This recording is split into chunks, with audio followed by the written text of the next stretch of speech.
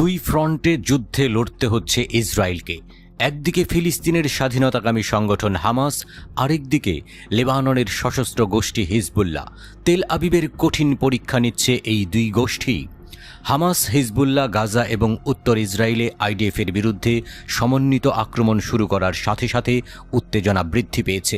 আল Kasam brigades খান ইউনিসে একটি মারাত্মক অতর্কিত হামলার ভিডিও প্রকাশ করেছে।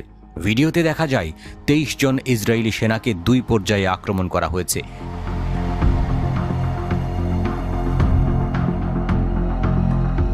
ইসরায়েলি বাহিনী চলমান গাজা যুদ্ধে তাদের আরও 2 জন সেনার হতাহত হওয়ার খবর দিয়েছে।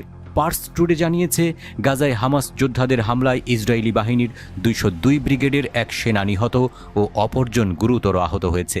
তেল আবিবের ঘোষণা অনুযায়ী গত বছরের 7 অক্টোবর থেকে হামাসের সঙ্গে যুদ্ধে নিহত ইসরায়েলি সেনার সংখ্যা 702 জনে পৌঁছেছে। এর মধ্যে 337 জন নিহত হয়েছে গাজায় স্থল আগ্রাসন শুরু হওয়ার পর।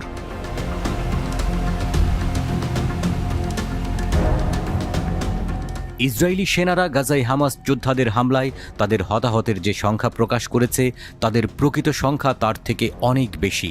ইসরায়েলি বাহিনী এর মাধ্যমে গাজায় নিজেদের পরাজয় ঢেকে রাখতে চায় বলেই দাবি করেছে হামাস।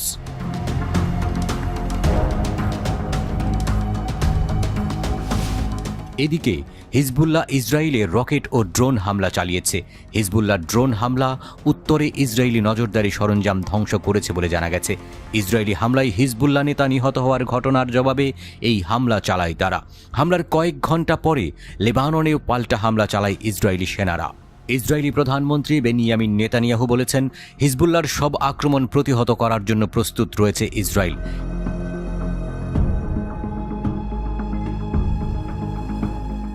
হিজবুল্লাহ ইসরায়েলি সামরিক বাহিনীর আইন জেইতিম ঘাঁটিতে রকেট হামলার ফুটেজ প্রকাশ করেছে। হিজবুল্লাহ যোদ্ধাদের একটি উৎক্ষেপণ স্থান থেকে উত্তর ইসরায়েলের দিকে রকেট ছুটতে দেখা যায়।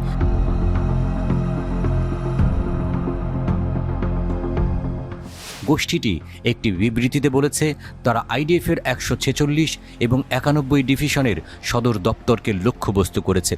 ইসরায়েল এবং হিজবুল্লাহ ইসরায়েল সীমান্তে গুলি বিনিময় অব্যাহত রেখেছে। বিশেষজ্ঞরা আশঙ্কা করছেন, যুদ্ধ গোটা মধ্যপ্রাচ্যে ছড়িয়ে পড়তে পারে।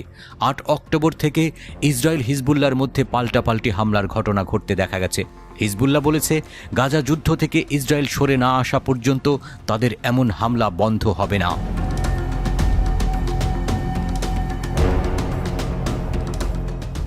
ইসরায়েলি বাহিনী লেবাননের দক্ষিণাঞ্চলের অন্তত 30টি গ্রাম ও শহরে হামলা চালিয়েছে। গত অক্টোবরের পর লেবাননে এটাই ইসরায়েলের সবচেয়ে বড় বিমান হামলার ঘটনা। অন্যদিকে হিজবুল্লাহ বলেছে, ইসরায়েলের 11টি সামরিক ঘাঁটি নিশানা করে তারা প্রায় 340টি কাতিউসার রকেট ছুঁড়েছে।